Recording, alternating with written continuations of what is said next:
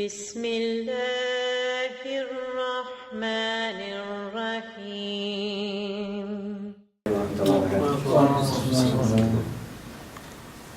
بسم الله الرحمن الرحيم. الحمد لله رب العالمين حمدا وافيا مزيدا.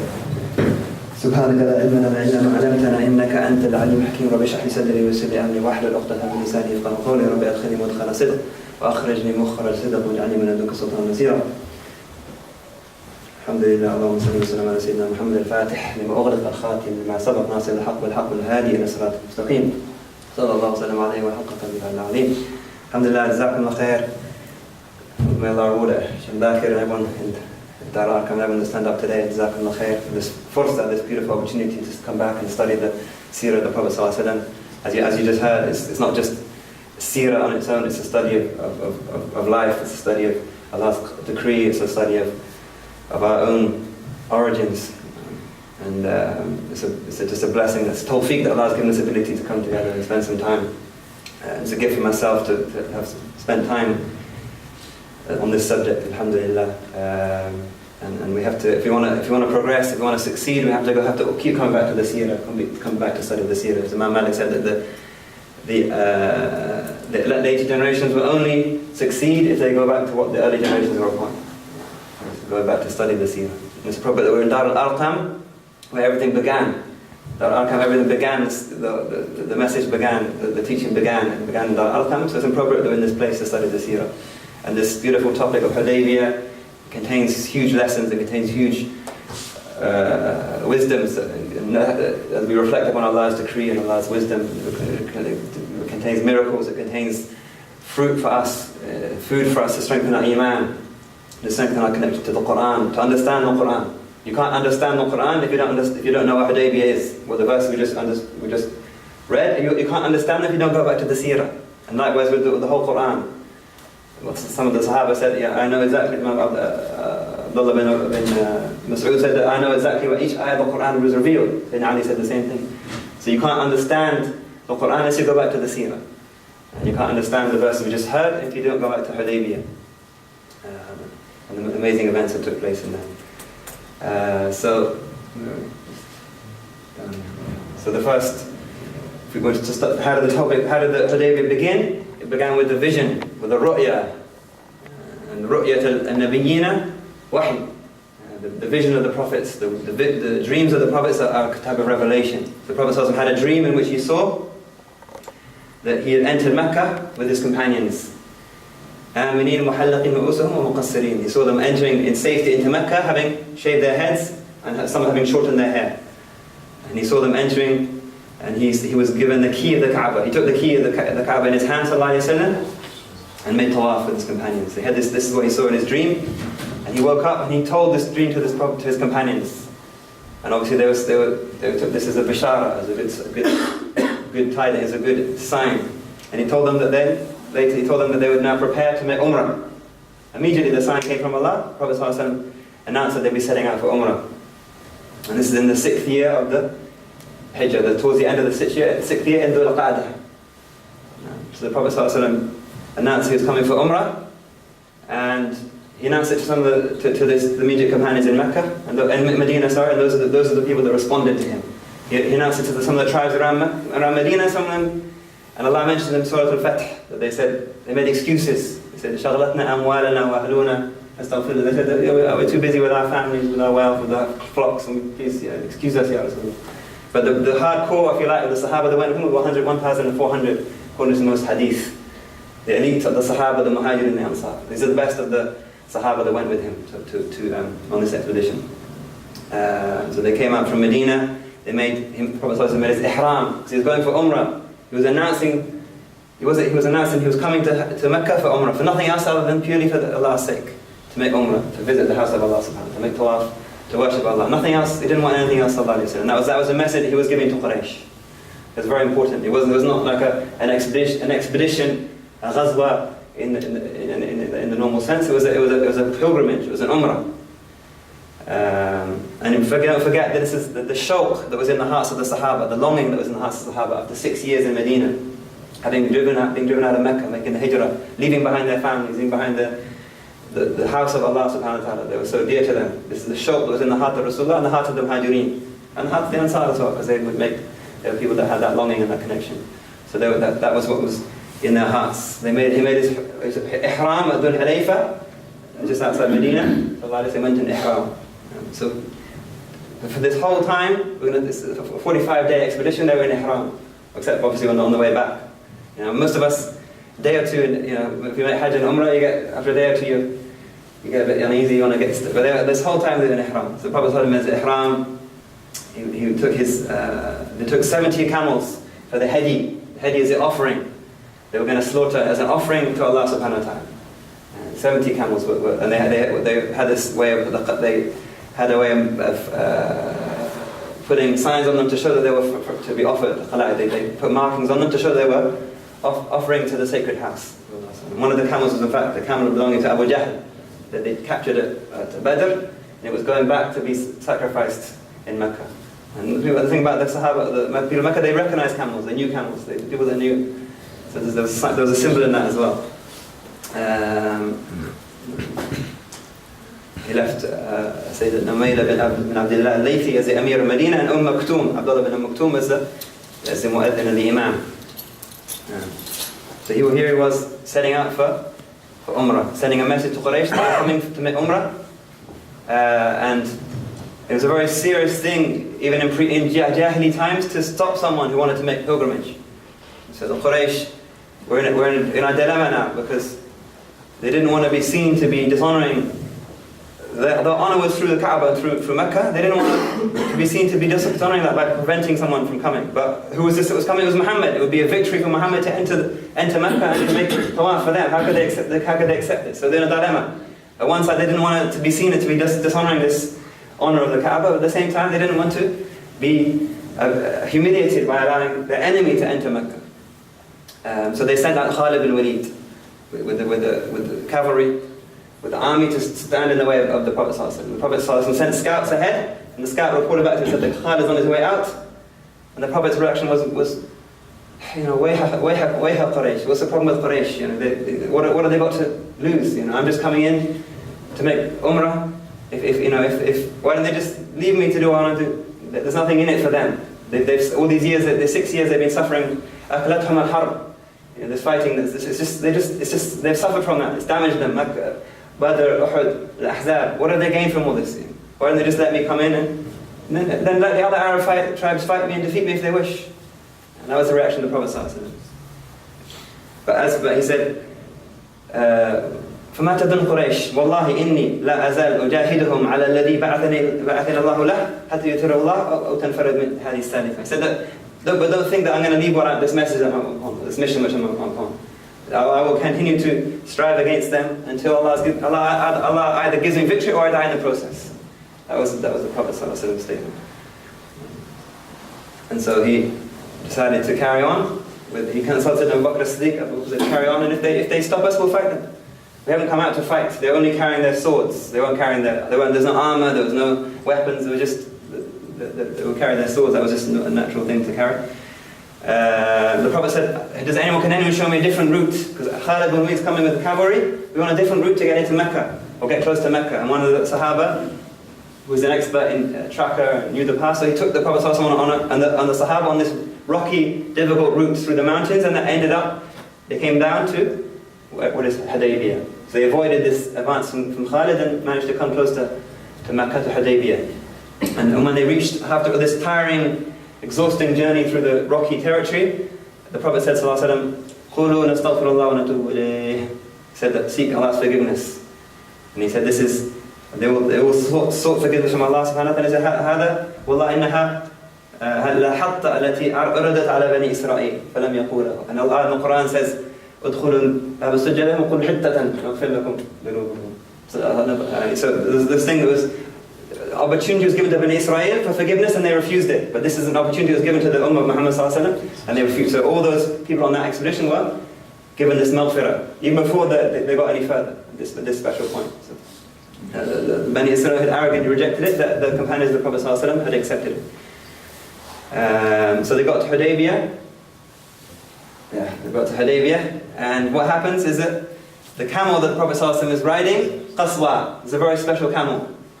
It was a camel that he bought from Sayyidina Bakr for the Hijrah. So he made Hijrah on Qaswa. Now he's making the expedition on Qaswa, and it was the camel that he was on the farewell pilgrimage, on when he received the revelation on Yom Arafah. And when the camel went down, Al-Yawma akmaltu lakum dinakum, he was on Qaswa. The camel couldn't hold the weight of the wahi. But this is this blessed camel that was with him at all these different blessed stages and blessed expeditions. So what happened to Qaswa? It refused to go any further. So they said hal, what the Arabs say when they try and get the camel. They have kind of words they use to get the camel, but it refused. And they said khala'at al-Qaswa. Qaswa's kind of been obstinate, it's not doing what it's told. And the Prophet said, la, ma khala'at al-Qaswa wa ma dhalika laha bi khuluq. That's not the character of Qaswa. The Prophet ﷺ knew the camel so well that it knew its khuluq. He knew that its character. He knew that it wasn't a stubborn animal. Well, the camels can be quite stubborn, but he knew how he spent time with this camel. He knew it was. It's not doing out of stubbornness. Rather, وَلَكِنْ حَبَسَهَا حَابِسُ الْفِيلِ. The same thing which stopped the elephant from entering Mecca. You all know the story of the elephant? It's stopping Qaswa from going any further. You know the story of Abraha, how the elephant Mahmood refused to enter the sacred precinct. The same thing that's stopping this camel. And so Hudaybiyyah is right on the edge of the Haram. It's about 9 miles out of Mecca. This is where it stopped. And it's actually one of the places where you can, I don't know if anyone's been there, but you can go there. If you want to make ihram for Umrah, you can go to Hudaybiyyah. I haven't been there, but it's on the limits of the Haram. Hudud al-Haram. So Hudaybiyyah is just outside the Haram. Most people go to Tan'im, Masjid Aisha, but you can also go to Hudaybiyyah. Inshallah, we can all go there having studied this and try and reflect upon these events. So, habas al-fil. So just as the elephant has been stopped, this camel has been stopped. And the first thing the Prophet said was, he realized this was a sign. He knew what was happening. He said, whatever Quraysh offers me, whatever deal, whatever truce Quraysh offers me, as long as it contains 2 things, I'll accept it. What were the 2 things? As long as it contains veneration of the sha'air, ta'deem al-sha'air, ta'deem, veneration of the sacred things, veneration of the Kaaba, and silat al-rahim. This is the whole purpose of the message of the Prophet ﷺ. He came to venerate the sacred things, the Kaaba, the deen, everything, and he came to honor the ties of kinship. So Quraysh, in all that, they were, although they claimed to be representing the things, they were doing the opposite. So if Quraysh gives me a deal which preserves these 2 things, and I'll accept it. The Prophet ﷺ, no hatred, no arrogance, no resentment. After 6 years of being out of Mecca, out of all the things that happened in the days in Mecca, the companions who've been killed and so on, I'll accept anything that they give me as long as they honor these 2 things. And so this is a lesson for us in da'wah, that we look at the higher purposes. It's not about we may have resentment of people, we may have hate, people may have hurt us, people may have harmed us, but we think beyond that and think of the maqsood. What's the aim? What are we looking at? We're looking to preserve the deen, looking to honor the things which Allah has honored. So we then, and they said, why? And then the Sahaba said, we were in a place where there's no water. There's a well at Hudaybiyyah, but there's a few drops of water left. But alhamdulillah, you got Rasulullah with them. So they didn't have to go to anyone else but to Rasulullah. Right? They could have asked Allah. They could have said, Ya Allah, give us rain. But they had Rasulullah. It's a very important lesson. They went to Rasulullah. With Rasulullah, he took an arrow and gave it. He said, put this in the well or in the spring. And also he made wudu. Sallallahu alaihi wasallam. These are sahih hadith. He made wudu.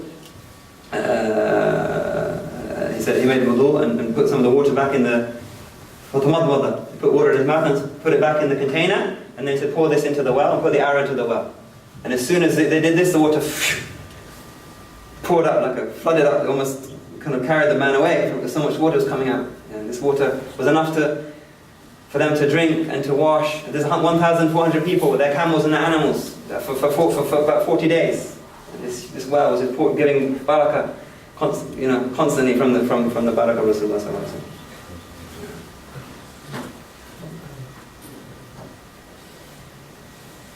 Well, about 10 days were there, about 10 days were there. The whole expedition was 45 days. And they pitched their tents outside the Haram. So just look at the kind of dhawq that they had. They pitched their tents outside the Haram, but they would go into the Haram to pray their salawat. So all their daily, the cooking and their, answering the call to nature and all the stuff was outside the haram, but when they came for salah, they'd enter the haram and pray the salawat for those days. So look at so there's not equal. The earth here is not the same as the earth on the although it's all the same. It's all earth. But look how the adab they had.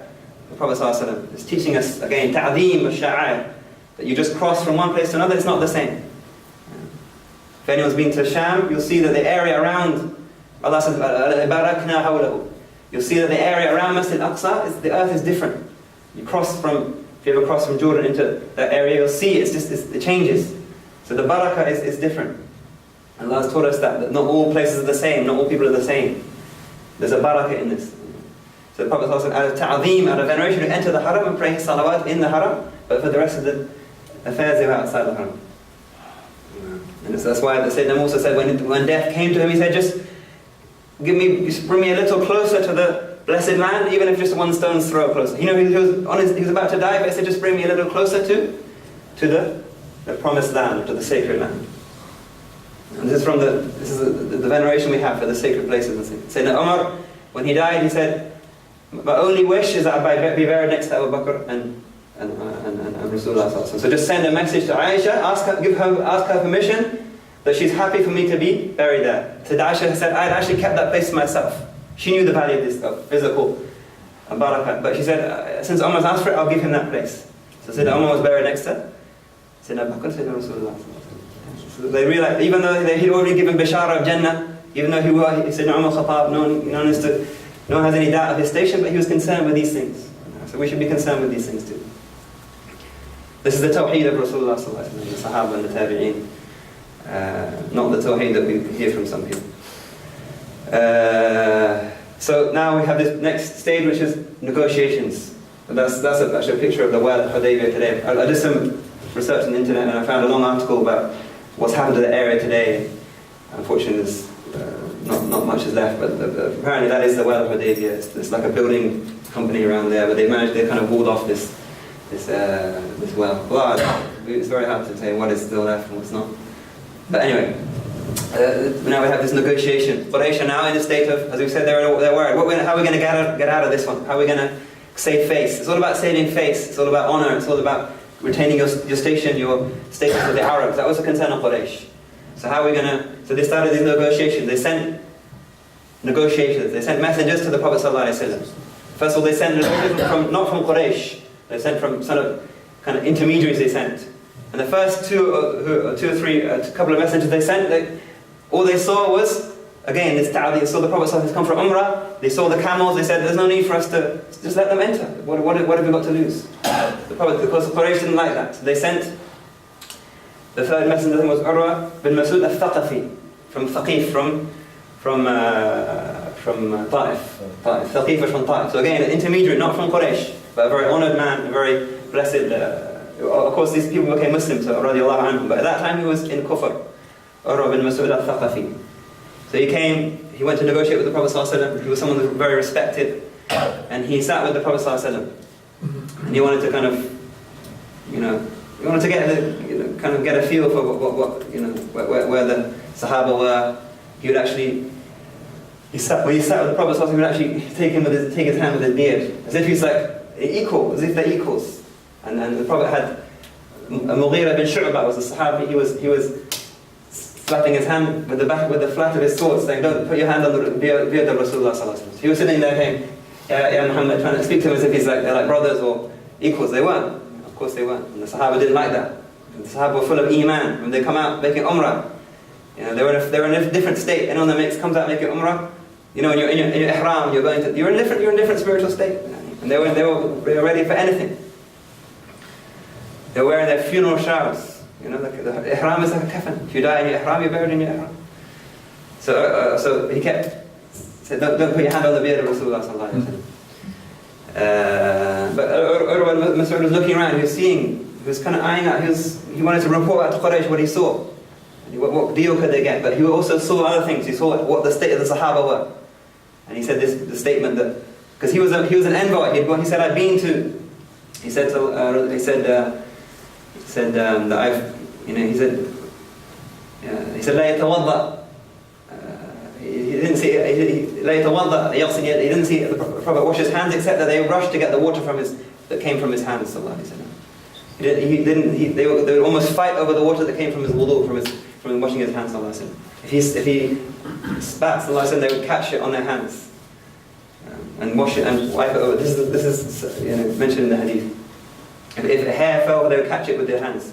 This is what he saw, and he said, I've gone to the different kings. I've gone to the Najashi in Ethiopia. I've gone to the Kisra in Persia. I've gone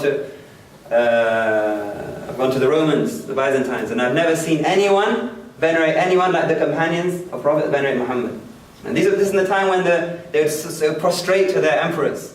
The emperors would be on huge thrones and all the rest of it, and they would prostrate to them. But he said, I've never seen that. That was all symbolic veneration, but I've never seen anyone that had true veneration like the companions of the Prophet had veneration for Muhammad.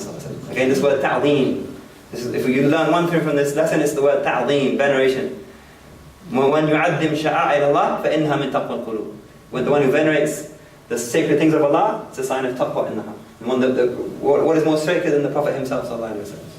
That's how the Sahaba were. That's Arab and Masud, and there was no. They didn't come to an agreement. But he probably said, "I've just come for Umrah. Let me pass." And obviously Urwa was just going to report back to Quraysh. That's what Muhammad said. His opinion was that they should let Quraysh let Muhammad enter. That's what he's come for. But Quraysh obviously were not going to accept that. Not be happy with that. Yeah. So and at that point they actually Quraysh sent some men to stir up trouble, to throw stones and throw arrows, and they actually killed one of the Sahaba. But the Sahaba remained calm. And they captured these men, but the Prophet ﷺ released them. So all these gestures the Prophet ﷺ was showing, he hasn't come for war, he hasn't come to fight. There's a big difference. That the Sahaba had this sakina that is mentioned in Surah Al-Fatih. They were in a state of tranquility, whereas the Quraysh hamiyat al-jahiliyyah, this kind of this angry arrogance of jahiliyyah, trying to stir up trouble, trying to provoke, trying to cause it. That was the state of Quraysh. So now the Prophet ﷺ sent one envoy who was almost killed. That's how the Quraysh. The Prophet ﷺ received all the envoys of Quraysh, welcomed them, sat with them, explained his message to them. When the Prophet ﷺ sent envoy, they almost killed him. The first envoy, they killed his camel. His name was Khurash, I think it was. Khurash. But then he sent Uthman. He wanted to send Umar. But Umar said, Umar said, don't send me. I won't be able to hold. He has such a anger at Quraysh. I won't be able to restrain myself. I'll just lay into them. So send Uthman. He has a status with them. They respect Uthman. Send Uthman. He's a good negotiator. He's a good. I can't do that job. That's the honesty of Umar. They sent Uthman as the envoy of Rasulullah sallallahu alaihi wasallam. So he was again. Just this is all about trying to find a compromise. The Prophet wasn't out to spill blood. He wasn't out to cause problems. He wanted to have peace. He was seeking the higher aims, which is Allah. He wanted people to reach Allah. That was the aim. So he sent Uthman to convey this message to Quraysh. We just come for peace. We come for Umrah. Just let us just do our thing and we'll go on our way. And he also sent Uthman. It's very interesting. He sent Uthman to come to the Muslims who were hidden in Mecca. Men and women, they were hidden. They were in a state of weakness. They couldn't openly express their iman. They were in Mecca. He said, Uthman, go to them and give them the good tidings that the Fath is coming soon. Look at the Prophet ﷺ. He said Uthman was on that mission, not just to negotiate with Quraysh, the leaders of Quraysh, but just go to these people hidden in their houses and say, just stay firm. Victory is coming. Just keep. The time will soon come when you can openly worship Allah, and the Fath of Mecca is coming. But what did the Quraysh do? They first of all they said to Uthman, you accept you as an envoy, you can make tawaf, go make tawaf. But we're not going to let Muhammad and his companions enter Mecca. So here's Uthman, after 6 years away from Mecca, longing to make tawaf. He could have just gone and made his tawaf. But no, he said no. You refused to make tawaf until Rasulullah came to make tawaf. This is adab from Sayyidina Uthman. He was given the opportunity. It's a great act of worship. It's a great thing to make tawaf, but no, he refused to do that without Prophet sallallahu alaihi wasallam. This shows his maqam, and in the Imam Busayri says, Imam Busayri mentions this in the Burda, in the Hamziyah.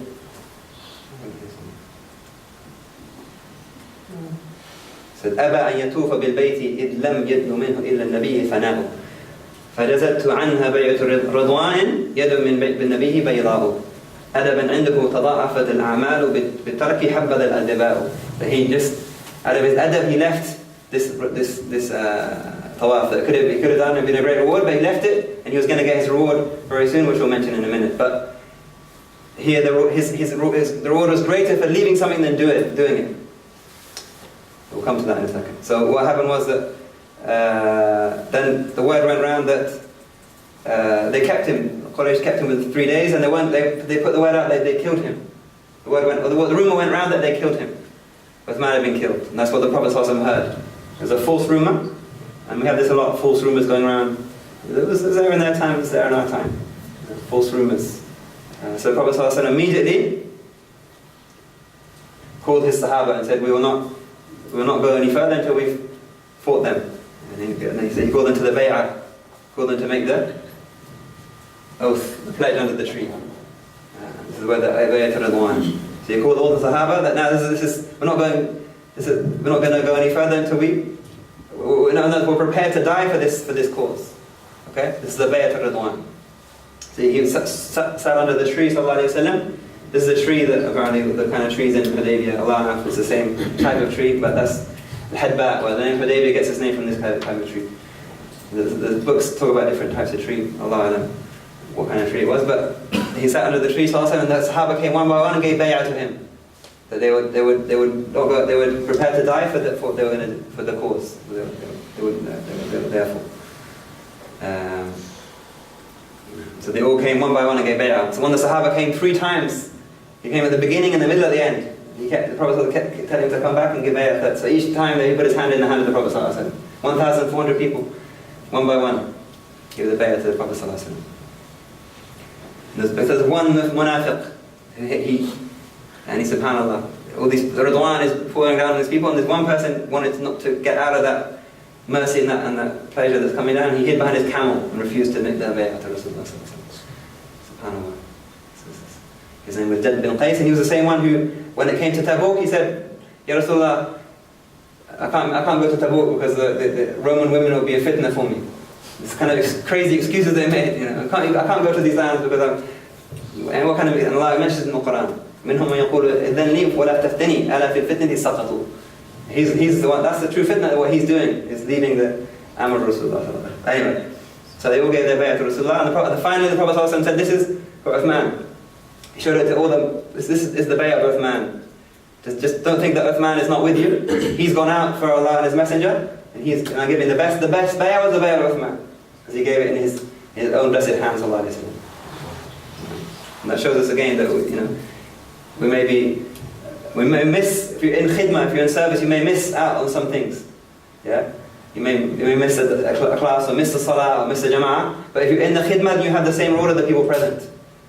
One of the shuyukh, he would always make coffee for his shaykh. So he'd be busy making the coffee in the back of the majlis, and he'd miss out on some of the beautiful wisdom that was coming from the shaykh. So his contemporary said, he's never going to make it in knowledge because he's always.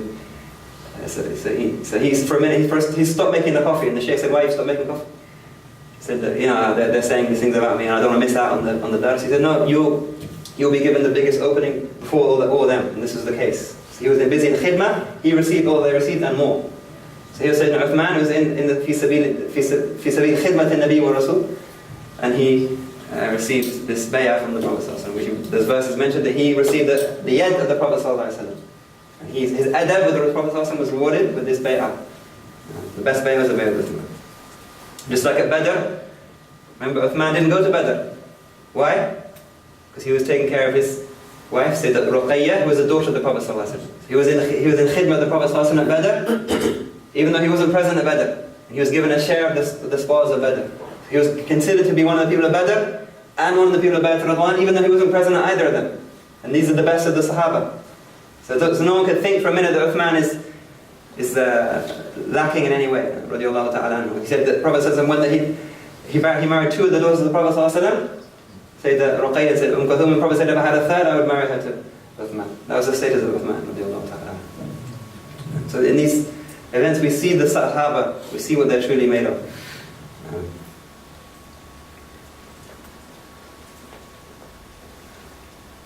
And the Prophet said about the people, he said in Sahih Hadith, لا يدخل النار أحد بايع تحت الشجرة. No one who gave bay'ah under the tree will enter the fire. He said, أيها الناس إن الله قد غفر لأهل بدر وحديبية. Allah has forgiven everyone that was at Badr and Hudaybiyyah. These are the best of the Sahaba radiallahu ta'ala, Ahl Bayt al-Ridwan. And he said, sallallahu alayhi wa sallam, Jabir says, the Prophet said to us, sallallahu alayhi wa sallam, Yawm Hudaybiyyah, أنتم خير أهل الأرض. You're the best of the people on the face of the earth at this time. These select few of the Sahaba who were there with the Prophet sallallahu alayhi wa sallam, Hudaybiyyah, they're the best of the people of the earth, on earth. This is Sahih Bukhari. So this is the Bayat al-Ridwan, under the tree. Allah revealed the verse, لَقَدْ رَضِيَ اللَّهُ عَنِ الْمُؤْمِنِينَ إِذْ يُبَاعِيُونَكَ تَحْتَ الشَّجَرَةِ فَعَلِمَ مَا فِي قُلُوبِهِمْ. So first of all, لَقَدْ رَضِيَ اللَّهُ عَنِ. That's why it's called Bayat al-Ridwan, because لَقَدْ رَضِيَ اللَّهُ عَنِ الْمُؤْمِنِينَ. Allah is pleased with the believers when they gave bayat to you under the tree. إِذْ يُبَاعِيُونَكَ تَحْتَ الشَّجَرَةِ فَعَلِمَ مَا فِي قُلُوبِهِمْ. Allah knows what's in their hearts. So that's a big statement from Allah. Allah knew the state of their hearts, the iman that was in their heart, the love that was in their hearts. So how could someone come along in later and say anything about the Sahaba? About any of those Sahaba who were there? Allah doesn't, you know better than Allah than what's in their hearts? Sayyidina Bakr as-Siddiq, Sayyidina Umar, these people. عَلِمَ مَا فِي قُلُوبِهِمْ فَأَنزَلَ سَكِينَةً عَلَيْهِمْ وَأَثَابَهُمْ فَتْحًا قَرِيبًا. He gave them an imminent victory. So it's a very, very powerful ayah. But this is going to come later, the ayah obviously. So that was the Bayat al-Ridwan, Bayat al-Shajara. It's mentioned in some books, and some people use this, and they say that Umar, later on, years later, he found people, he actually ordered the tree to be cut down, because people were using it for shirk, that's according to what they say. But this is completely incorrect, because Abdullah bin Umar, the son of Umar, he came back the next year, or a year later, a couple of years later, he said we couldn't find the tree. They didn't actually know where the tree was. And said Abdullah Umar was so keen to know where everything was. In one narration, he was once on his camel and he took a loop around a tree and then he carried on. They said to him, why do you do that? He said, I saw Rasulullah do that. There was outwardly no benefit in doing it, but so anyone who's keen, there was no one amongst the Sahaba who was more keen to follow the athar, to follow in the footsteps of the Prophet ﷺ, to know where he did this here, he drank from this well, he sat under this tree. No one was more keen than said Abdullah bin Umar. So the narration that says that Umar cut down the tree is apart from the fact that it's munqati', it's a very weak narration. It doesn't make sense, because in the Sahih Hadith, Abdullah bin Umar said we didn't know where the tree was even a couple of years later. So how can Umar come down 20 years later and say, you'll hear this, I'm just clarifying that point. And in any case, Umar was someone who venerated the Prophet ﷺ, he was the one that said, why didn't we take Maqam Ibrahim as a musalla? There's not barakah in where Ibrahim put his foot on the stone. Why would Sayyidina Umar say, pray in that place? And Allah sent down the revelation, وَاتَّخِذُوا مِن مَقَامِ إِبْرَاهِيمَ مُصَلًّى. So the Aqidah of Sayyidina Umar was barakah in the things that are connected to the Prophets, connected to the Salih. And that was the Aqidah of Umar, that was the Aqidah of the Salaf, that was the Aqidah of the Prophet ﷺ. So when Quraysh heard this bay'ah, they were terrified. These people who come, even though they were a small number, the Quraysh were terrified. These people have given pact that they're gonna die. They're prepared to die. And this is the masjid that was built in that area. Masjid Shadarat Bayt al-Ridwan is called. It was actually this is about maybe 56 years ago. It was demolished, unfortunately, like a lot of things. So there's a big kind of question, where are these things now, because it's very hard to find. But there was a message there to show that people value these spaces, and that was later demolished. And even though they actually built another message, and that was demolished as well. So this is the kind of stuff we're talking about. So Quraysh now in fear said, we have to get a treaty, we have to get a sulh, we have to get an agreement with the Prophet ﷺ, with Muhammad, because these people are prepared to die. This is sending shockwaves amongst Quraysh. So they sent Suhaib bin Amr. Finally they sent someone from Quraysh, someone who is respected in Quraysh. It was someone that was respected by everyone. And when the Prophet saw him, he said, "Sahhala amrukum." This is Suhaib bin Amr. The Prophet always took a good omen from something. He took a good sign from something. So his name is Suhail, meaning ease. It means ease. So the Prophet said, inshallah, it's a good sign that they sent this man, there'll be ease. And the Prophet always looked on the good side of things. كان يحب الفأل الحسن صلى الله عليه وسلم. We should always be positive, as Muslims we should be positive people. Always see a good omen, a good sign. Not be negative, not always kind of seeing the negative. So سهل أمركم. So Suhaib al-Amr came and he spoke to the Prophet صلى الله عليه وسلم. And the Prophet ﷺ was ready to accept anything. You know? As soon as they offered the treaty, the Prophet ﷺ accepted. And it is narrated that he was such a great speaker. He was so eloquent. You know, his words were so powerful that Umar said, let me tear his teeth out. So he can't speak. He said, he can't. But the Prophet said, ﷺ, this is narrated, he said this after Badr as well. Because Sahih was captured after Badr. The Prophet said, may perhaps there come a day when you praise him. He'll say something, and the Prophet ﷺ knew that he would become Muslim, and then, on the day that the Prophet ﷺ died, he gave the same speech that Abu Bakr gave him in Medina. In Mecca. Sahih was in Mecca, he said, Muhammad has died, but, perhaps the Prophet Muhammad has died, but if the one who worshipped Muhammad has died, but the one who worshipped Allah will never die. He said the same thing that Abu Bakr said. So he said, he's a great speaker, a great orator. So the Prophet could see what was going to happen. These people, Urwa bin Mas'ud al-Thaqafi became Muslim, Suhaib al-Amr became Muslim, so they all had a good ending, these people, subhanAllah. In spite of all their enmity, in spite of their arrogance, in spite of all the things they did, subhanAllah, Allah wanted good for them. And this is one of the themes of this beautiful seerah, is that the majority of people accepted Islam. The Fath came and the people of Mecca accepted Islam. There's only a minority of people that was stubborn and died upon kufr. So it's a good story, but it has a good ending. It's not a tragedy. It's not a comedy, but it's could I just have some water? So Suhaib bin Amr came, and they agreed that the Prophet ﷺ agreed. Let's write this. They agreed on the terms of the treaty, and the treaty was written. Let's put it down on paper. Okay? Bismillah ar-Rahman ar-Rahim. Sorry. Bismillah ar-Rahman ar-Rahim. So Abraham said, no, I don't know Rahman. We don't believe in Rahman. All we know is Bismik Allahumma. That's what the Arabs would write in their letters and their things. Bismik Allahumma. Write Bismik Allahumma. Prophet said, go ahead. He wasn't too rigid, so I said, Bismik Allahumma. That's what you disagree upon. They said, from Muhammad, Rasulullah.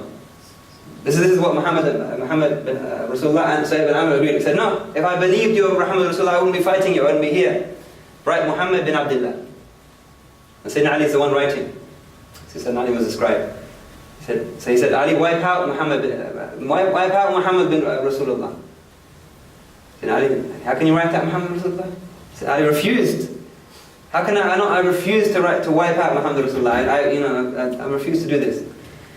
And here they say that adab, it's a look at adab and intithal al-amr. You weigh up, is it better to obey the order or to maintain adab?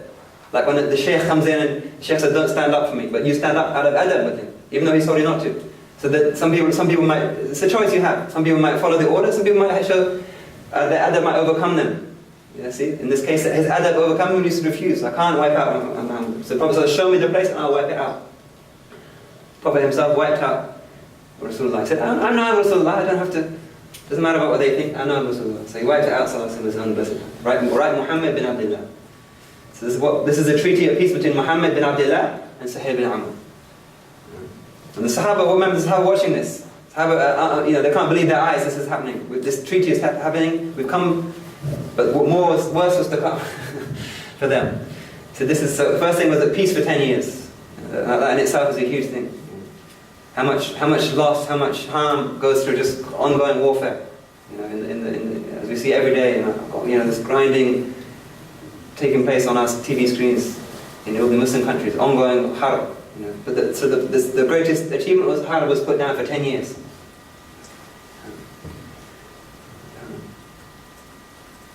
And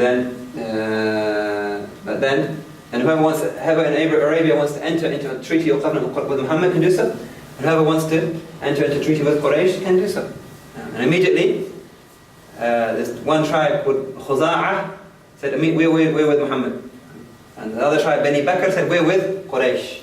This is going to be very significant, because these two tribes had this long-going hatred and they were constantly fighting. And it was actually when Bani Bakr attacked Khuza'ah, this is the precursor for the Fath, which you'll come to inshallah when you study the Fath. But remember this, Bani Bakr is with Quraysh and Bani Khuza'ah is with Muhammad sallallahu alaihi wasallam. This is going to be very important.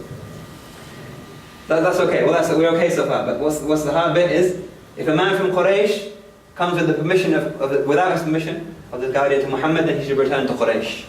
Okay? So we've got these mustada'afeen in Mecca. We've got these people who are, as we mentioned before, they don't have any protection. They're either hiding their iman, or they're being punished for their iman in Mecca. They're unable to make hijrah to Medina. They're suffering in Mecca. If one of them escapes and comes to Medina, the Prophet has to send them back. Oh, that's pretty heavy.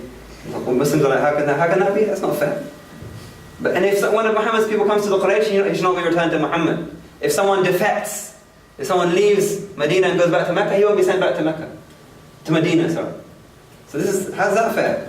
If a Muslim leaves Mecca and goes to Medina, he'll be sent back to Mecca. If he doesn't have any, if his people, his clan bring him back. But if someone leaves Medina and goes to Mecca, he doesn't have to go back. So this is totally unjust, totally unfair. And the Sahaba, blood's boiling at this. I'm almost like about to lose it. And then even worse is that they're not allowed to enter Mecca this year. That's all that Quraysh wanted. They just wanted to save face. They wanted Muhammad to leave and go back, so the Arabs couldn't say, well, Quraysh, just let Muhammad walk in unopposed. So that you go away, you come back next year. Imagine you made your ihram, you paid your £6,000 to make Hajj, done all that, got your injections, you get to Jeddah, you're getting near Mecca, and then you said, come back next year. How would you feel? How would you feel if you were with Muhammad sallallahu alaihi wasallam? They said, how can this be? We come all this way, the Prophet's told us, we're going to make Umrah, we're going to enter, and now we've got to go back and come back next year. We're in Ihram, we're all prepared, we've got the animals ready for slaughter. They couldn't believe their eyes. This is a huge, they were like losing it. This is a huge test. Sahaba were really, hardly tested any more than they were tested at Hudaybiyyah. But, as we'll see, the hikmah, the wisdom, everything. It's not just about the apparent truth or the apparent the quick results. It's about what's the long-term effects, what's the implications. That explains what was as we'll talk about inshallah. And there's an interesting point that when Ali when he refused to wipe out Muhammad Rasulullah, the Prophet said sallallahu alaihi wasallam, you will have the same thing will happen to you one day. And this is ajib. This is 30 years later at Siffin, when the agreement between Muawiyah and Ali, he was going to write min Ali Amir al-Mu'mineen ila Muawiyah. And Muawiyah said, no, don't write Amir. If I agreed to Amir al-Mu'mineen, I wouldn't be fighting him. Wipe it out, just write Ali bin Abi Talib. SubhanAllah. So the same thing, history repeated itself. Yeah? The Prophet ﷺ knew what was going to happen. So that was the Treaty of Hudaybiyyah. So many lessons in this. Again, that you set your heart on something, you set your mind upon something, and then all of a sudden it doesn't happen. You should realize that things aren't always as you expect, as you get your kind of, I'm going to do this, and you get your heart, you set your mind on it, but Allah wants something else about it. So you have to be ready for these things. Everything that goes against the nafs, goes against the hawa. No.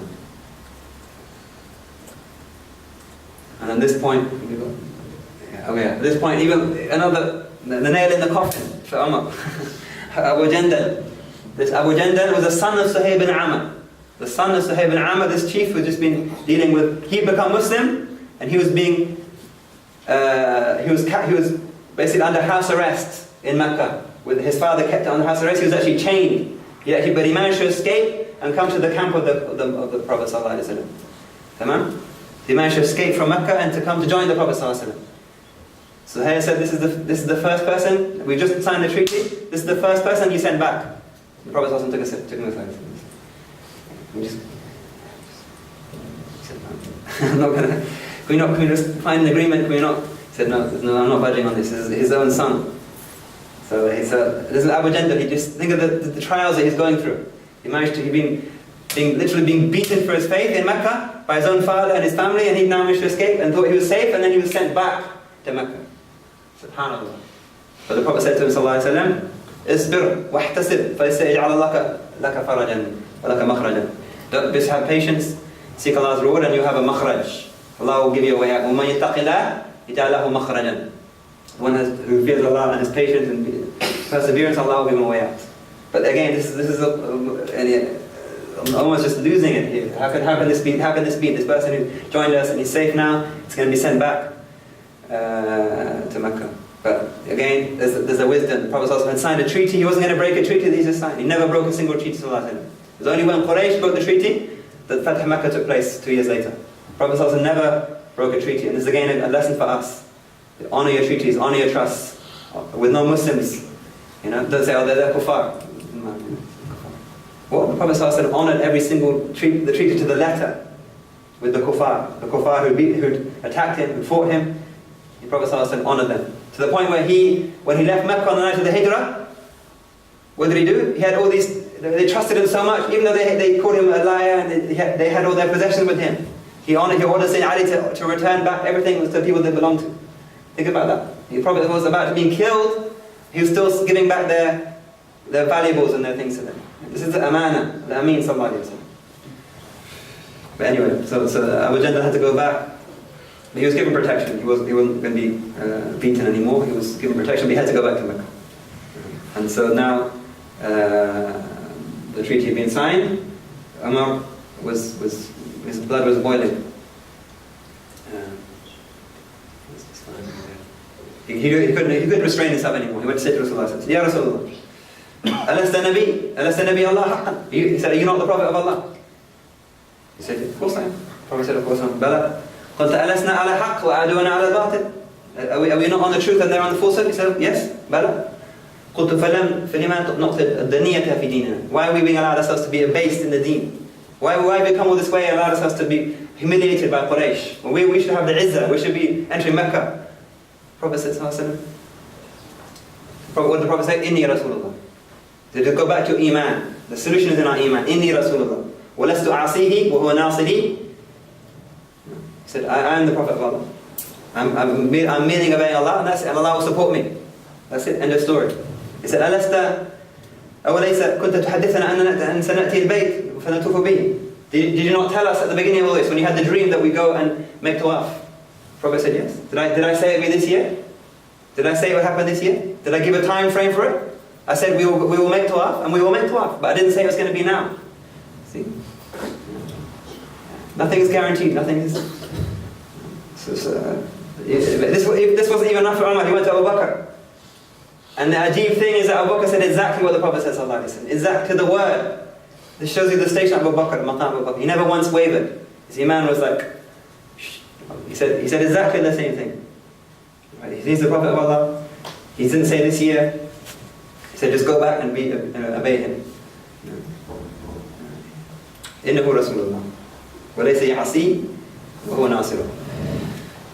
So that was how Sayyidina Abu Bakr. So I'm almost trying to take this now. And he said that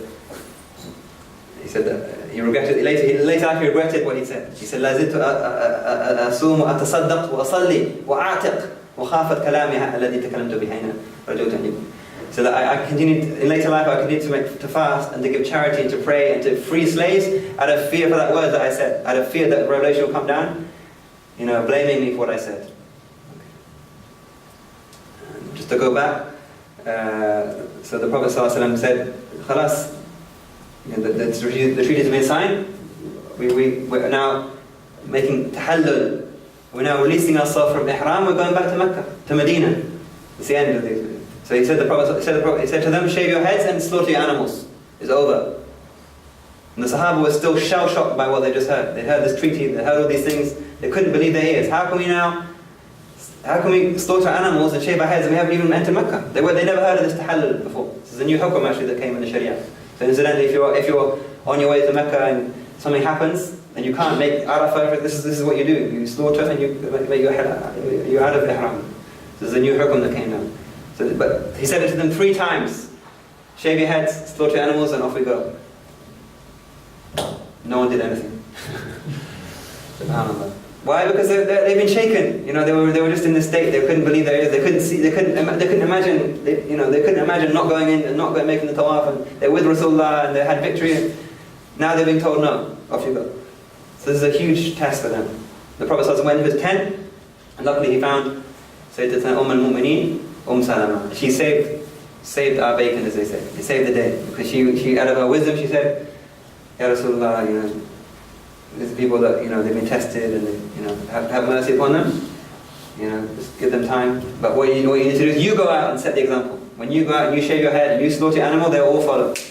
So the Prophet ﷺ went out and slaughtered his camel. And immediately they went and slaughtered the camels. And he ordered for his barber to come and he shaved his head. And immediately they went and they followed the example. This is the wisdom of Sayyidatuna Salama. She prevented.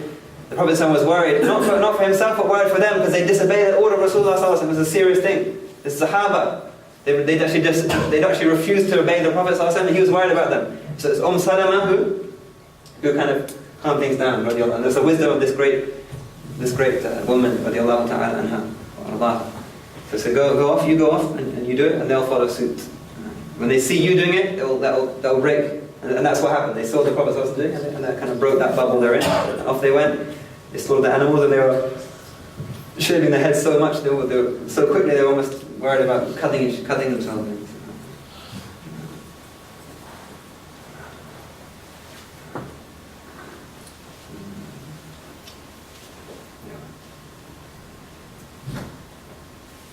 And then there's this beautiful. The Prophet ﷺ made dua for those. Most people shave their heads, some people cut their heads. And the Prophet ﷺ made dua 3 times for those who shave their heads, and once for those who cut their hair. And then there was a beautiful sign that this wind, when their hair had fallen on the ground, this wind came and blew their hair into the haram, towards Mecca. As if a sign of the Qabul and Umrah. Just a little sign, the Prophet ﷺ sent this wind to carry their hair into the haram, closer to Mecca. As if it's been just an acceptance. And this is actually regarded as one of the prophets. This is regarded as an umrah of the Prophet ﷺ. It's counted amongst the umrahs. Even though he didn't physically make umrah, it's counted as one of them. This one, the umrah that he made the following year, Umrah Qadha, the umrah he made after the Fath, Jarana, and umrah with Hajj, according to different opinions, 4 umrahs. Whether he did umrah with Hajj or not. So they slaughtered, they prepared to leave. He said, take the arrow out of the well, and the water went back to where it came. So off they go. Heavy hearts. They still had heavy heart. They're still finding it hard to take what happened. Still finding it hard to accept. They went back on their way back to Medina.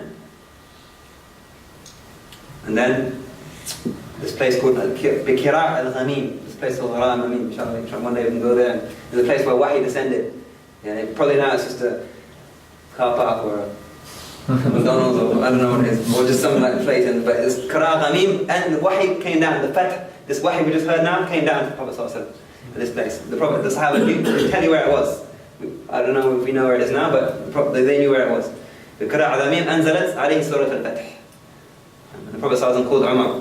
And Umar was trying to keep away from the Prophet. He didn't want the Prophet ﷺ to get angry with him. He didn't want revelation to come down, telling him how bad he was. How many mistakes he made, because revelation came down and exposed people. You know, it was a dangerous time to be around. Munafiqeen were exposed by the wahi. Surah At-Tawbah is called al-Fadhiha. They exposed the Munafiqeen, even down to the detail of what they did. Prophet Muhammad didn't want to see so he was in fear when the Prophet said, come, and he recited these verses to him that we just heard. Inna fatahna laka fathan mubina. Yeah, I'm going to just reflect on a few of these verses. Inna fatahna laka fathan mubina. We have given you a clear victory. So this is them outwardly defeated on the way back to Medina. Allah is telling you've been given a clear victory. Inna fatahna laka ya Rasulullah fathan mubina.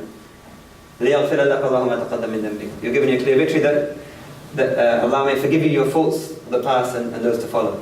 This is just a khususiyyah the Prophet he was given this, although he had no faults anyway, he was given any choices he made, which was khilaf al-awla, which is He did something which was a reward, but he could have done something which was better. That's what's the Prophet's mistake, if you like. He didn't make any mistakes, but he might have chosen something in which there was less reward than the other thing. That was his. So you say,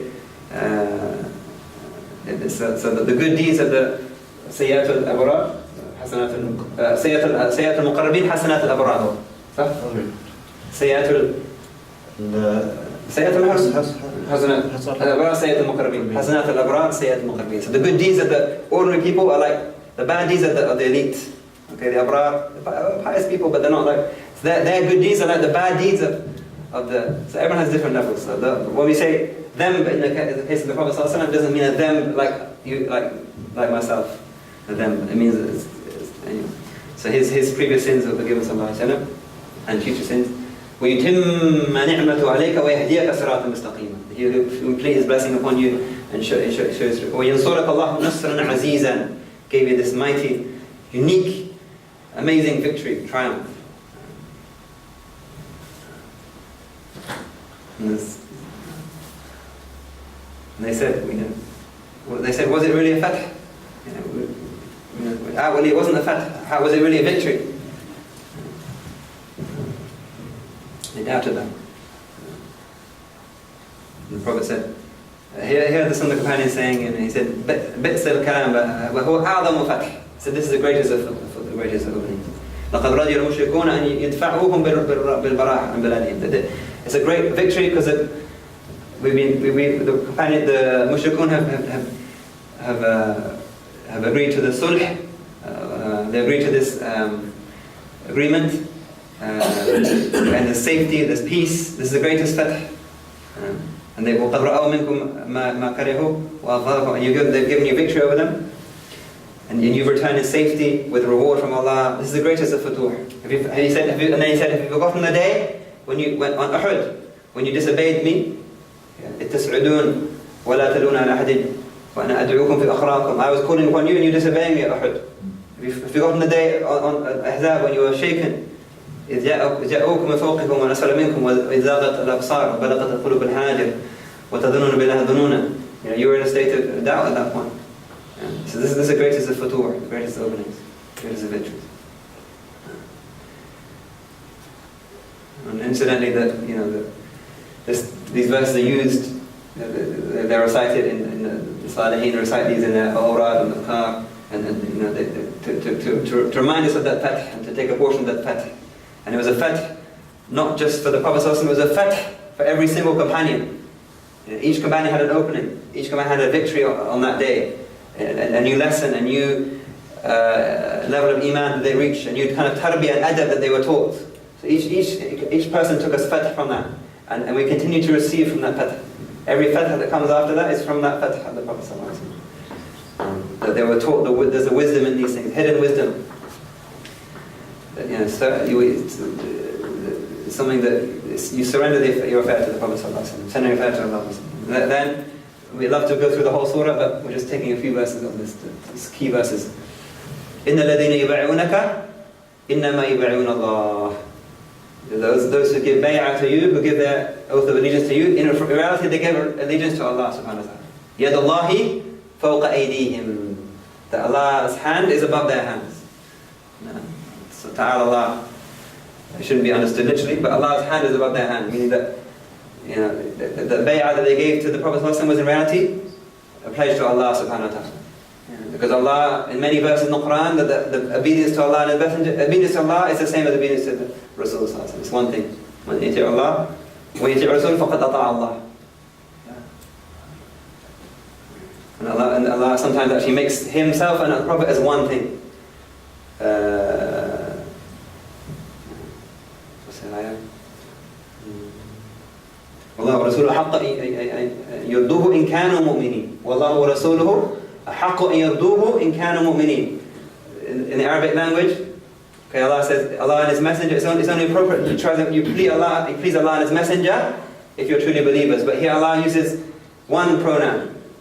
يرضوه. Allah and His Messenger are one thing. So the kind of subtlety, it's quite hard to explain, but the point being that Allah's hand is above your hand. It's one thing. If you give bay'ah to Rasulullah, you give bay'ah to Allah. If you please Rasulullah, you please Allah subhanahu wa ta'ala. So that shows you the status of the Prophet ﷺ. And so one of the scholars said that this is the ayah, فِهِيَ أَمْدَحْ آيَةٌ فِي كِتَابِ اللَّهِ. This is the verse which contains the most praise for Rasulullah in any verse of the Quran. And there's some debate, obviously there are many other great verses, but this verse contains the greatest of praise. وَأَبْلَغْ فَضِيلًا لِرَسُولِ اللَّهِ لَا يَدَ اللَّهِ فَوْقَ أَيْدِيهِمْ وَإِنَّ الَّذِينَ يُبَايِعُونَكَ إِنَّمَا يُبَايِعُونَ اللَّهَ. This is praise for Rasulullah that's unmatched in the Quran. One of the Salihin said, حاولت أن أصف الحبيب ببعد ما فهم الفؤاد من ثناء القرآن فوجدت قولي لا يفي بذرة من عشر معشار أطاء الرحمن. So how can I try to praise the beloved, but when I looked at the praise that Allah has praised in the Quran, I couldn't compare it. How can I praise someone that Allah Himself has praised in His book, with these words which are beyond comparison?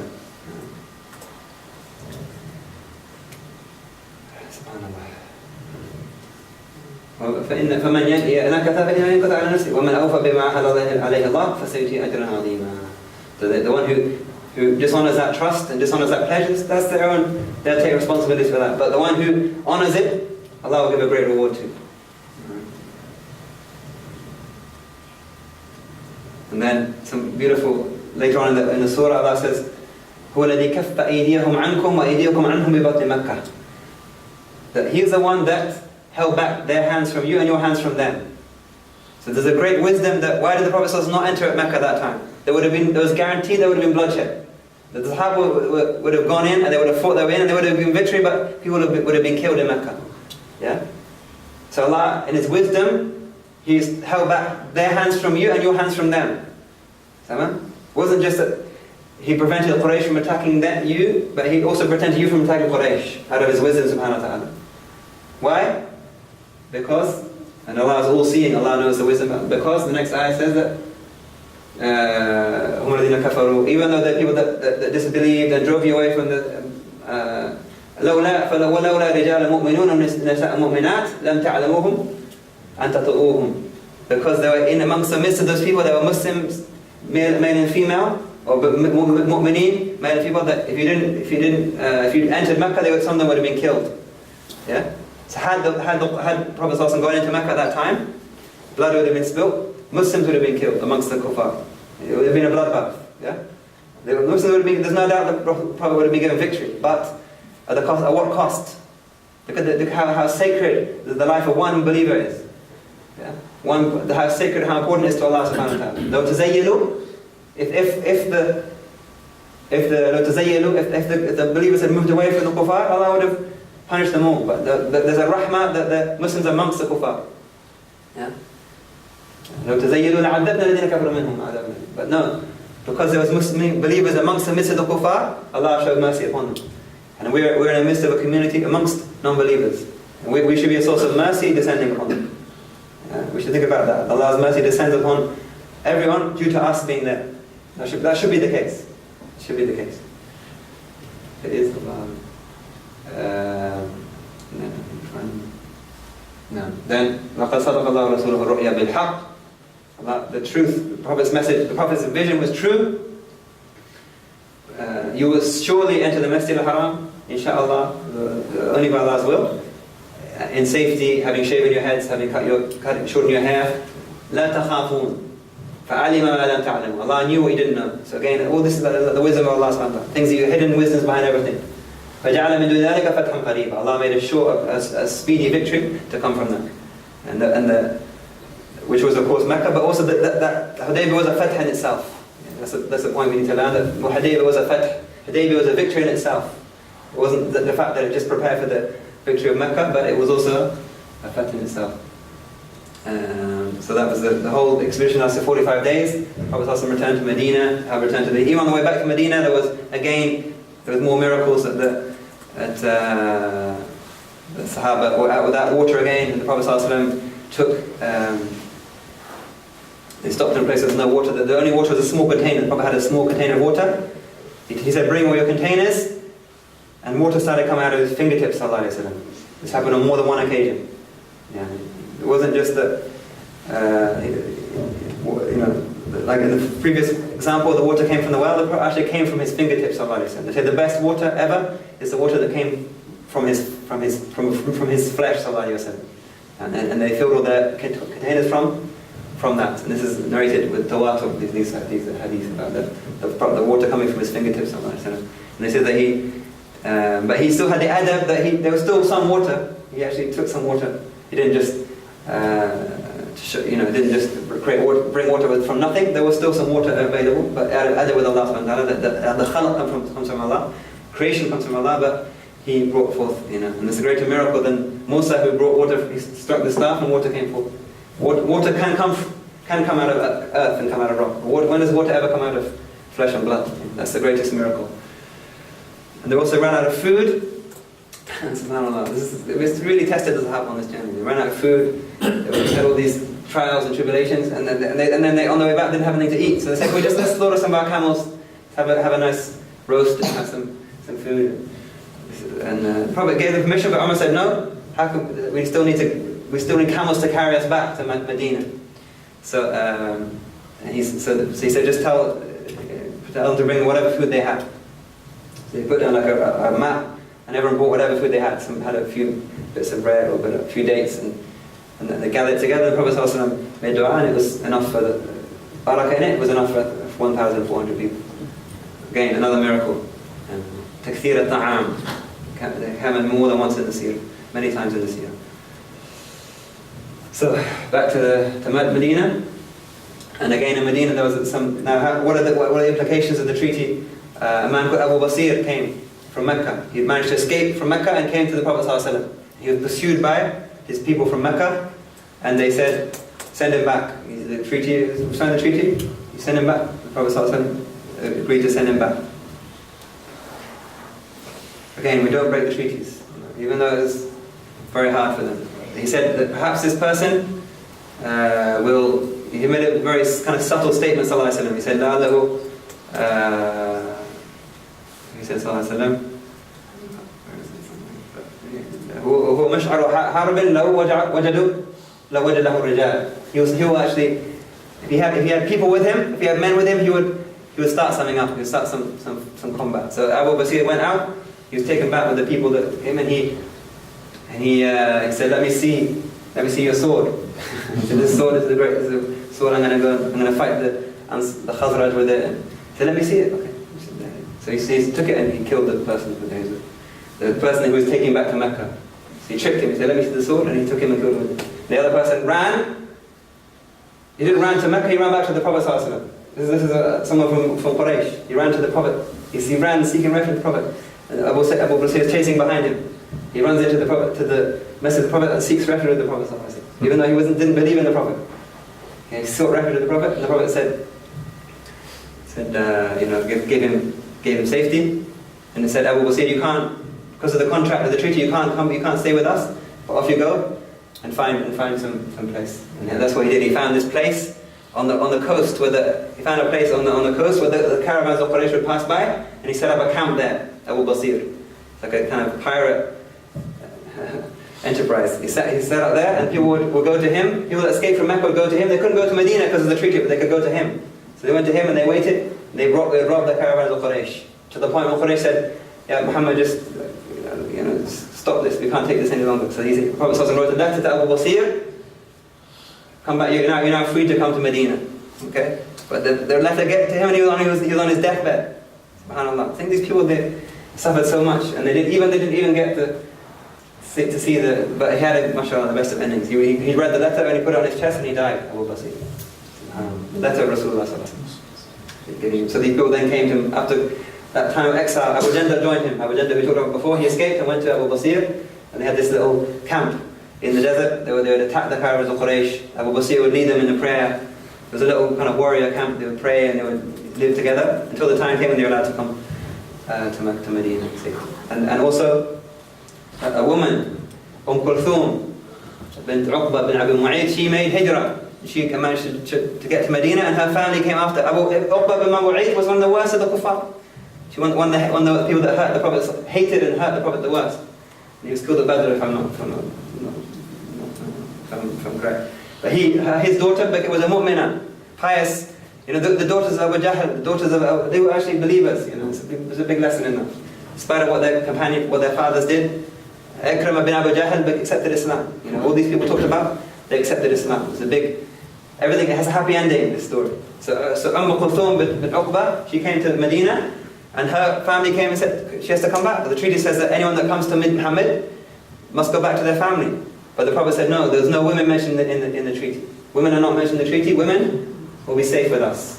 Okay, so the women were an exception. It's only free men that had to be sent back. So she was welcomed, and she was the verse revealed regarding this. And she was welcomed. If you test them and make sure they're truly coming for Allah, and then they can stay with you. That's just it. So finally, what are the consequences of the treaty? What are the consequences of Hudaybiyyah? What are the implications? The amazing thing is that in those 2 years, so Hudaybiyyah was in the 6th year of the Hijrah. The Fath Makkah was in the 8th year of the Hijrah. More people entered Islam in those 2 years than had entered in all the previous years. 6 years in Medina and 13 years in Mecca.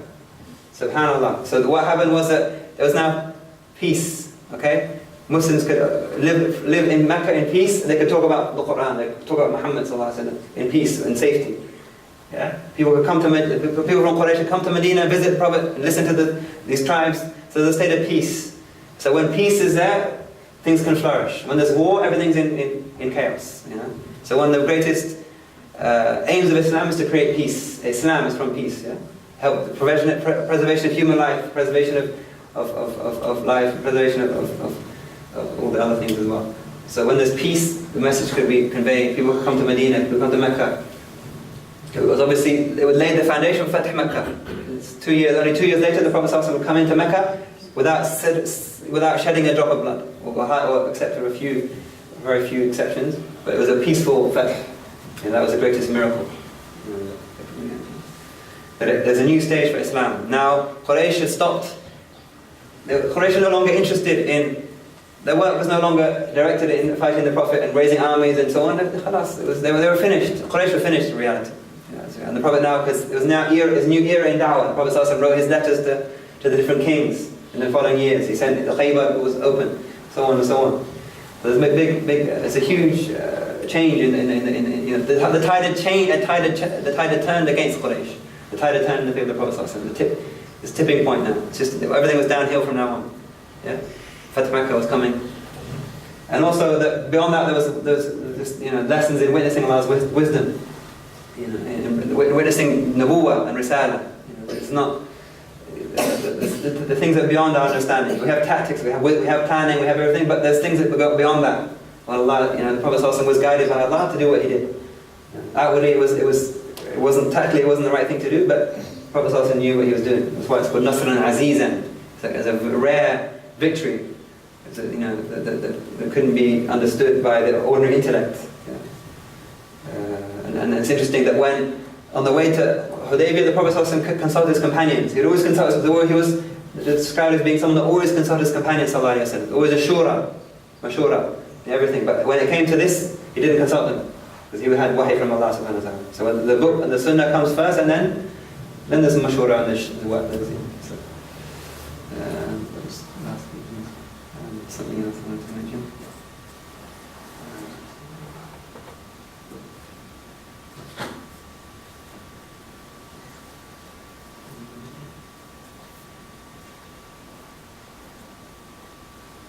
There's a beautiful statement of Abu Bakr that he said, ما كان في الإسلام أعظم من فتح حديبية. He said there was no victory greater than Hudaybiyyah. لكن الناس قصر رأيهم. But people didn't understand this. Intellects were unable to realize this. People will understand what was between بين Muhammad wa Rabbih. This is not about just about people on the earth. It was a thing about between Allah and His Messenger sallallahu alaihi wasallam. People are in a rush. People are hasty. They want to see results. They wanted to enter Mecca on that day. Allah had a different plan for them. We often in our affairs we want to see a result. We want to see, but Allah has a different plan for us. And And then he said, look at this statement. وَلَقَدْ رَأَيْتُ سُهَيْلَ بْنَ عَمْرٍ بَعْدَ إِسْلَامِهِ فِي حَجَّةِ الْوِضَاعِ. He said, I remember the day Suhail bin Amr was negotiating with the Prophet ﷺ. He was saying, cross out Muhammad Rasulullah, cross out Bismillah ar-Rahman ar-Rahim. I saw him on Hajjat al-Wada' 4 years later. He was fighting just to get one hair from the head of Rasulullah ﷺ. Look how people change in a matter of months. From enemy to friend. From someone that hated someone that loved. Suhail bin Amr, just a few months before, he was doing everything he could to fight against the Prophet ﷺ, to stop the Prophet entering Mecca. A few years later, I saw him, Abu Bakr said, I saw him waiting just to get one hair from Rasulullah ﷺ. He took a hair and put it on his eye. And just the barakah of the Prophet ﷺ. And I can remember that he was like at Hudaybiyyah just a few years before. Look at the change. This is a transformative effect of Islam. People went from savagery, people that buried their own daughters, people that killed and drank and did everything. In a few years it became the best of people. This is the effect of Islam. People around us in our communities, but they may be doing what they're doing. In one moment they can make tawbah and come back. They can be better than any of us. They can be a cause for us to enter Jannah. Sa'id bin Amr. And the list goes on. Urwa bin Mas'ud al-Thaqib, that same Sahabi, he went back to his people and he was killed shaheed by them. He went back to Islam, to Thaqib, and he was killed. So these people had a good ending. So it just shows us the value of even one person become Muslim. If all the Hudaybiyyah was just Suhail bin Amr become Muslim, alhamdulillah, it was worth it. That was the plan of the Prophet. The Prophet wasn't out there to kill his enemy. He wasn't out there to go after them one by one and take them out. He was hoping that every single one of them would enter Islam. And that's the greatest victory. The greatest victory is not in that you defeat your enemy, it's that you bring your enemy to Islam. That your enemy gets what you've got. That's a greater victory, is it not? So there are huge lessons in this. SubhanAllah. And we just end with the final ayah of Surah Al-Fath. Muhammad Rasulullah. Allah answers, Muhammad Rasulullah. In case you had any doubt, in case there's any doubt in your mind, Muhammad Rasulullah. وَالَّذِينَ مَعَهُ. What are the people like him? So what are the people with him like? وَالَّذِينَ مَعَهُ أَشِدَّاءُ عَلَى الْكُفَّارِ. What are they like? أَشِدَّاءُ عَلى الْكُفَّارِ. They are firm against the disbelievers. It shouldn't be taken out of context. Doesn't mean we go out and, so, shadid to the kuffar. Doesn't mean that. This is the kuffar are someone who's rejected the faith. These people, they're talking about the kuffar of Mecca. Yeah? These people that denied the faith. They were shadid in defending their principles and defending their deen. That's our portion of this ayah is that we're shadid when it comes to our principles. Yeah, we don't compromise when it comes to Allah and His Rasul. But it doesn't mean we're harsh in our dealings with them. But the Prophet was not that. رُحَمَاءَ بَيْنَهُم. They're merciful when they're dealing with each other. That's how the Sahaba described. رُحَمَاءَ بَيْنَهُم تَرَاهُمْ رُكَّعًا سُجَّدًا يَبْتَغُونَ فَضْلًا مِنَ اللَّهِ وَرِضْوَانًا. If you look at the Sahaba, that's how they were. رُكَّعًا سُجَّدًا. And constantly prostrating, in ruku', seeking the bounty of Allah, seeking the pleasure of Allah. سِيمَاهُمْ فِي وُجُوهِهِمْ مِنْ أَثْرِ السُّجُودِ. The signs of, or in their face of the effects of sujood. Yeah. It doesn't mean that some people have like marks. That doesn't mean that. It means that there's a nur in the face of someone who makes sujood. Not just physically making sujood, but their heart makes sujood. They prostrate themselves to Allah, they lower themselves to Allah. That has a nur on your face, and anyone will see that. People will see that. If we had more nur on our faces, the people around us would become Muslim just through that. But there's a lack of nur on our faces. Allah give us that nur, inshallah, that they have. Then he gives a metaphor. What are they like? There's a metaphor that's in the Injil and the Torah, that like a seed that puts forth its shoot, becomes strong, grows thick, and grows on its stem. It's like Prophet ﷺ it's a project the Prophet ﷺ was overseeing. He was nurturing these plants, these beautiful people that were going to come, and their fruit was going to come, and they were going to spread Islam to different places. And that nur was going to carry on and carry on. But it required that nurturing. The farmer knows he's not in a rush. He knows that it requires irrigation, it requires fertilizer, it requires time, it requires patience, it requires ta'ahud. You have to keep coming back, taking care of those crops until then you can finally harvest them. We don't rush to see the results. Sheikh didn't build the Arqam in one day. He had to hire from here. It took time. It built up. We're seeing the flourishing of something that took time. It took nourishment. It took work. Yeah? Rome wasn't built in a day, as they say. It took time, it took effort. But when it's given that nurture, when it's given that care, then it brings forth its fruits. It brings forth its fruit, grows thick, and rises on its stem to the delight of the sowers. So Allah infuriates His believers through them. Allah promises forgiveness and a great reward to those who believe, do righteous deeds. Allah make us amongst them. Inshallah, give us the biggest of futuh and openings and understandings and the connection to the Prophet ﷺ. Give us a portion of that fath that came all those years ago, that we continue to benefit from it. Inshallah, give new understandings from it. We have futuh in our deen, in our understanding of the Quran, understanding the Sunnah, connection to Rasulullah ﷺ. Allah give us guidance to those who come to this place, and our children are given the best of openings in the Quran and in connection to Allah. Give guidance to all those around us in this community, in this country, by means of guidance to them, that we might convey this message of Nur that was given to us, to them. Ya Amin. Wa sallallahu ala Sayyidina Muhammad wa jazakallahu ala Sayyidina Muhammad. Alhamdulillah Rabbil Alameen. بارك الله فيكم، جزاك الله خير Sheikh Amin. Alhamdulillah.